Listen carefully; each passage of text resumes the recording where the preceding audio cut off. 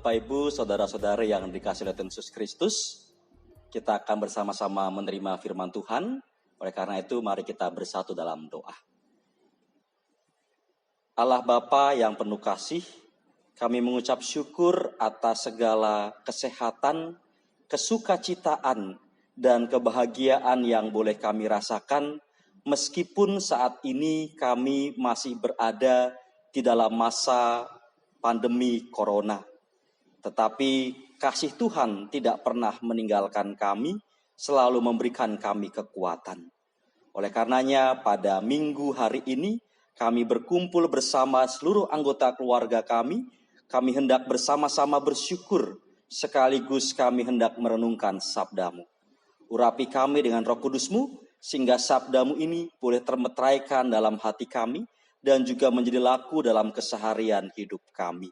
Dalam nama Allah Bapa, Putra, dan Roh Kudus, kami berdoa. Amin.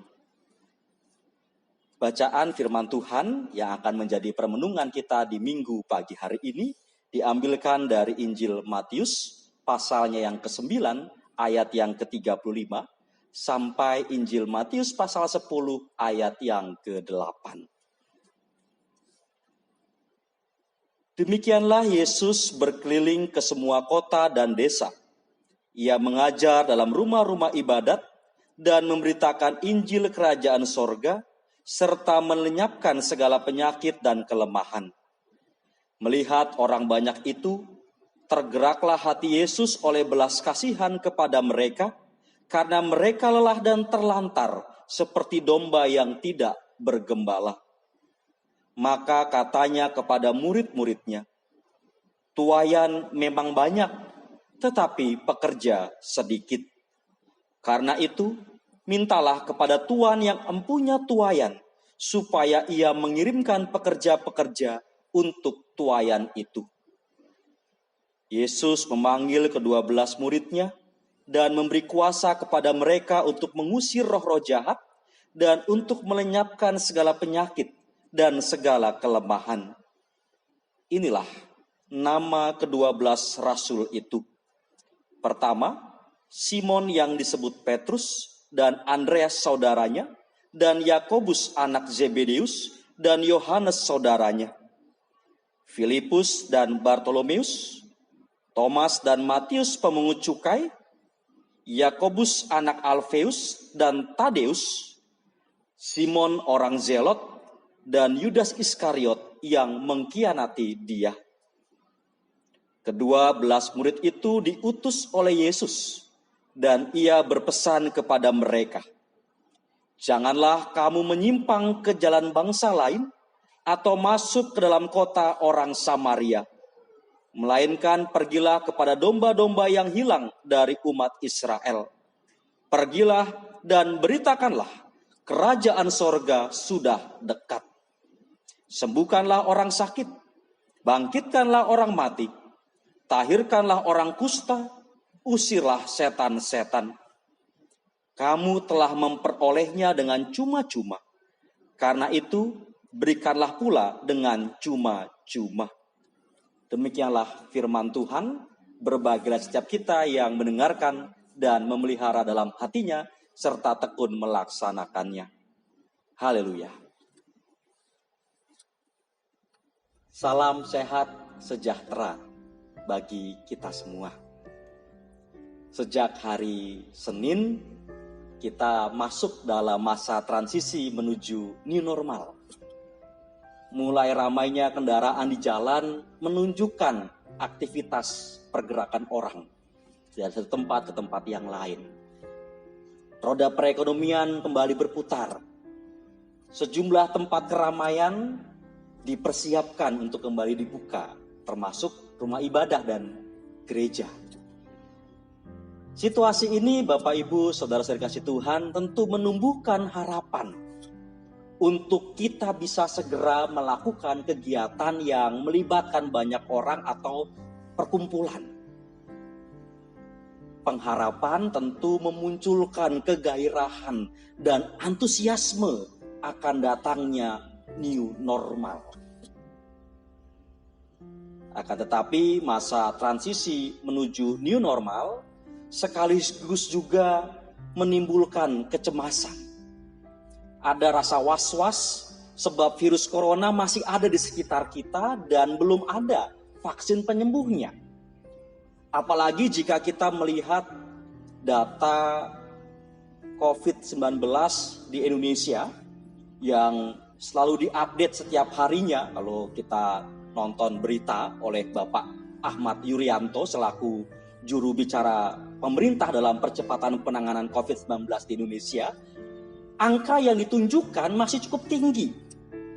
Kalau khotbah ini direkam pada hari Kamis 19 Juni 2020 dan data terakhir yang saya lihat itu kemarin hari Rabu 10 Juni 2020 menunjukkan jumlah kasus terkonfirmasi positif itu masih terus bertambah dan jumlahnya bahkan semakin meningkat. Hal ini menunjukkan bahwa kita berada pada ketegangan antara pengharapan dan kecemasan. Pengharapan dan kecemasan adalah dua gerak berlawanan yang selalu berada dalam diri kita. Apalagi ketika kita sedang menuju masa new normal ini. Kita nggak bisa menampik salah satunya dan hanya memilih untuk memeluk yang lain. Kita nggak bisa itu. Pengharapan dan kecemasan harus dirangkul bersamaan sebab dari keduanya inilah lahir kehati-hatian. Kita tidak hanyut dalam kegembiraan, antusiasme dan euforia berlebihan yang malah mengakibatkan kita mengabaikan protokol-protokol kesehatan, tetapi kita juga tidak larut di dalam ketakutan, kegelisahan, dan kecemasan yang membuat kita kemudian jadi takut untuk melakukan aktivitas. Merangkul pengharapan dan kecemasan menjadikan kita berhikmat dalam mengambil keputusan untuk melangkah. Segala sesuatunya dipikirkan, dipertimbangkan secara mendalam. Tidak gerasak-gerusuk yang lalu kalau nabrak kita dengan mudah melempar kesalahan kepada yang lainnya. Kita sudah punya pengalaman saat wabah corona datang melanda di kira-kira pertengahan bulan Maret yang lalu. Ketika kecemasan begitu dominan mengalahkan pengharapan, sehingga dalam kepanikan kita nabrak sana sini. Orang gak ada lagi yang saling peduli, borong barang berlebihan. Bahkan ketika kecemasan terlalu dominan mengalahkan pengharapan, kita juga bisa berkomentar dengan sembarangan. Ada komentar yang mengatakan bahwa virus corona itu adalah tentaranya Tuhan yang dikirim ke dunia untuk memperingati umat manusia supaya bertobat. Lah kalau virus corona dikatakan sebagai tentaranya Tuhan, ini bahaya. Sebab secara tidak langsung berarti menuduh Tuhan dengan sengaja membunuh sekian ribu orang dan mendatangkan rasa duka bagi puluhan ribu orang lainnya yang harus kehilangan sanak saudaranya. Memangnya Tuhan tidak punya cara lain untuk memperingati umat manusia selain menggunakan cara yang membuat penderitaan yang tak terperikan ini? Jelas, Bapak Ibu Saudara Tuhan, Tuhan yang tampil ganas dan penuh kengerian itu bukanlah Tuhan yang kita sembah. Itulah sebabnya kita tidak bisa mengatakan bahwa virus corona ini memang sengaja atau ini adalah tentaranya Tuhan. Bukan. Sebab Tuhan yang kita sembah adalah Tuhan yang penuh dengan belas kasihan. Dari kata Latin compassion, com itu berarti bersama, dan passion dari kata pati yang berarti menderita. Compassion berarti bersama menderita atau turut menanggung derita. Compassion yang dituliskan dalam Alkitab kita, di mana ketika Tuhan Yesus melihat orang banyak lalu muncul belas kasihan, inilah bukti bahwa Tuhan itu turut menderita. Tuhan itu mau bersama-sama kita menanggung penderitaan kita. Compassion ini lebih dalam dari sekedar empati.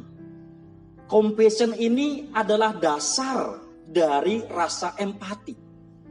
Kadar kualitasnya jelas berbeda dari sekedar kasihan ya, atau sekedar cuma sambil lalu saja.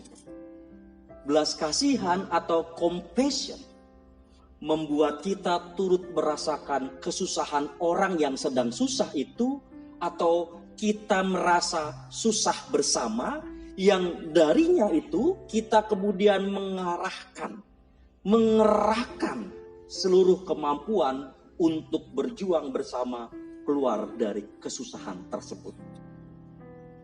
Compassion, belas kasihan semacam inilah yang dilakukan oleh Tuhan Yesus. Ia compassion terhadap umatnya. Ia ikut merasakan kepedihan kita. Kesakitan dan pergumulan kita adalah kesakitan dan pergumulan Yesus. Beban yang ada di pundak kita turut ditanggung dan dipikul oleh Yesus. Atas dasar compassion inilah Yesus memanggil 12 murid dan membagikan kuasanya ke atas para murid, sehingga mereka juga bisa berkarya di tengah-tengah dunia. Yesus melakukan sesuatu agar pemulihan dapat segera terjadi. Ia mengajak 12 murid untuk berderap bersama mendatangkan damai sejahtera bagi dunia.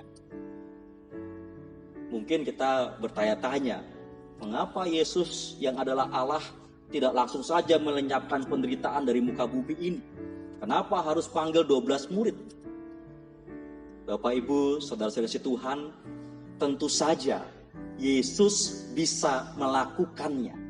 Bisa dengan mudah semua penderitaan dihapuskan. Tetapi kalau itu yang terjadi, maka manusia hanya jadi penonton yang menyaksikan kehebatan Tuhan. Padahal kalau kita membaca Alkitab kita, sejak awal penciptaan, manusia diciptakan serupa dan segambar dengan Allah, supaya manusia bisa menjadi rekan sekerja Allah untuk memelihara dan mengusahakan dunia ini. Tapi muncul mungkin pertanyaan lain. Bukankah kita juga sedang menderita? Bagaimana mungkin kita malah ikut berkarya? Sebab untuk mencukupi kebutuhan sehari-hari saja saya masih kurang. Masa iya bisa ikut menanggung atau menolong yang lain? Bapak Ibu, saudara Tuhan, di awal wabah corona ini melanda, pertengahan bulan Maret, akhir bulan Maret, awal bulan April, kita bisa menyaksikan bahwa gerak kepedulian sangat masif dilakukan. Tanpa ragu, orang mendonasikan sejumlah uang atau membuat aksi-aksi bagi-bagi sembako kepada para pekerja lepas, buruh harian, driver ojol, dan orang-orang yang terimbas dengan adanya wabah corona ini. Wabah corona pada waktu itu justru memompa semangat kebersamaan kita. Susah senang ditanggung bareng-bareng. Itu membuktikan kita bisa melakukannya. Tuhan yang compassion tidak ingin membuat kita bermental pengemis yang hanya tahu menadahkan tangan. Tuhan ingin kita terlibat melakukan karya di dunia bersamanya. Nah, sayangnya memang seiring berjalannya waktu, gerakan kepedulian yang tadinya masif itu kian lama kian redup.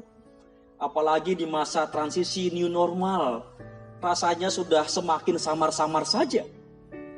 Padahal new normal artinya kita hidup dengan cara-cara yang baru atau cara-cara yang sebagaimana telah diajarkan oleh pandemi corona ini, yaitu kita bijaksana dalam memutuskan dan bertindak, penuh kehati-hatian dalam menjaga diri, dan terutama kita digerakkan oleh semangat belas kasihan. Komunitas yang menyembah dan melayani Allah adalah kita yang bersedia menanggung bersama kesulitan dan penderitaan hidup ini, sehingga kita terlibat aktif dalam perjuangan mengatasi pandemi ini. Mari kita berjuang bersama dan saling menolong. Amin.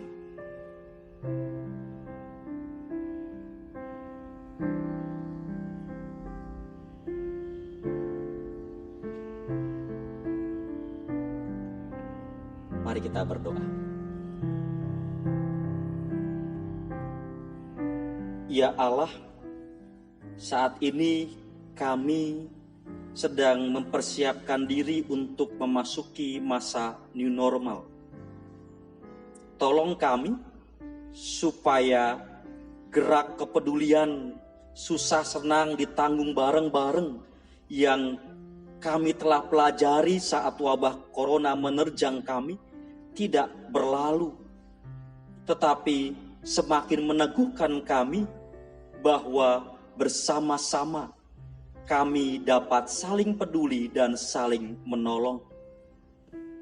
Mampukan kami agar di masa new normal ini semakin bijaksana dalam melangkah, penuh kehati-hatian di dalam menjaga kesehatan diri, serta kami mau lebih peduli, berbelas kasihan dengan saudara-saudara kekasih kami yang lainnya, sehingga kami dapat melewati masa new normal ini bersama-sama. Kami mempercayakan seluruh kehidupan kami hanya dalam nama Tuhan kami Yesus Kristus yang telah mengajarkan kami berdoa. Bapa kami yang di sorga, dikuduskanlah namamu, datanglah kerajaanmu, jadilah kehendak-Mu di bumi seperti di sorga. Berikanlah kami pada hari ini makanan kami yang secukupnya, dan ampunilah kami akan kesalahan kami, seperti kami juga mengampuni orang yang bersalah kepada kami. Dan janganlah membawa kami ke dalam pencobaan, tetapi lepaskanlah kami daripada yang jahat. Karena Engkaulah yang mempunyai kerajaan dan kuasa dan kemuliaan sampai selama-lamanya. Amin. Kita akan bersama-sama mendengarkan persembahan pujian dari guru-guru sekolah minggu GKJ Tangerang. Dipersilahkan.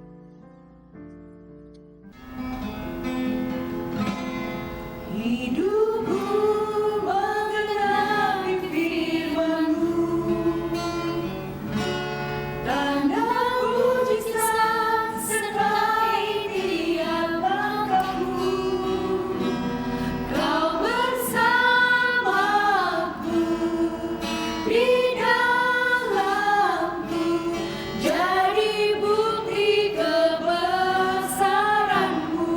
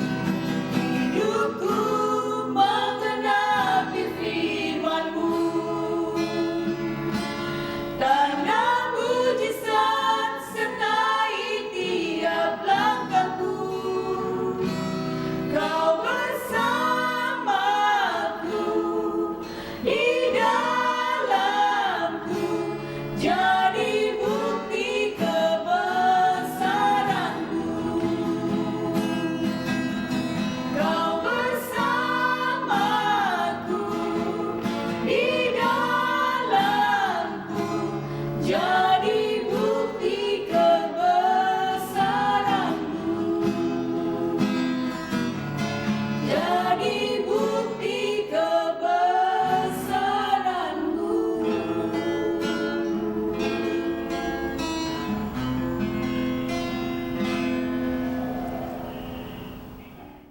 Bapak Ibu, saudara-saudara Tuhan, kita telah mendengarkan persembahan pujian dari guru-guru sekolah minggu GKJ Tangerang. Maka sekarang marilah kita memperbaharui iman percaya kita bersama-sama dengan seluruh umat Allah di sepanjang sejarah penyelamatan Allah. Marilah kita mengucapkan pengakuan iman rasuli bersama-sama yang demikian.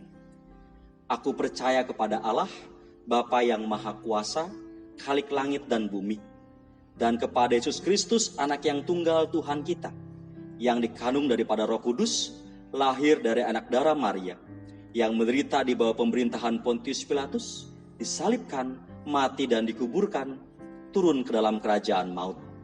Pada hari yang ketiga, bangkit pula dari antara orang mati, naik ke sorga, duduk di sebelah kanan Allah, Bapa yang Maha Kuasa, dan akan datang dari sana untuk menghakimi orang yang hidup dan mati.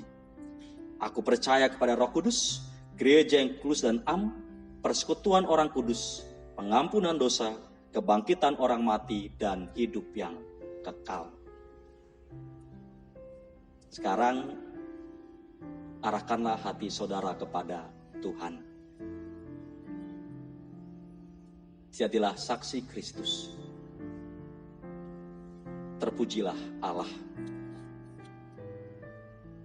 Terimalah berkat dari Tuhan. Tuhan memberkati saudara dan melindungi saudara.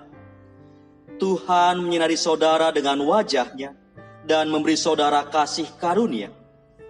Tuhan menghadapkan wajah-Nya kepada saudara dan memberi saudara damai sejahtera.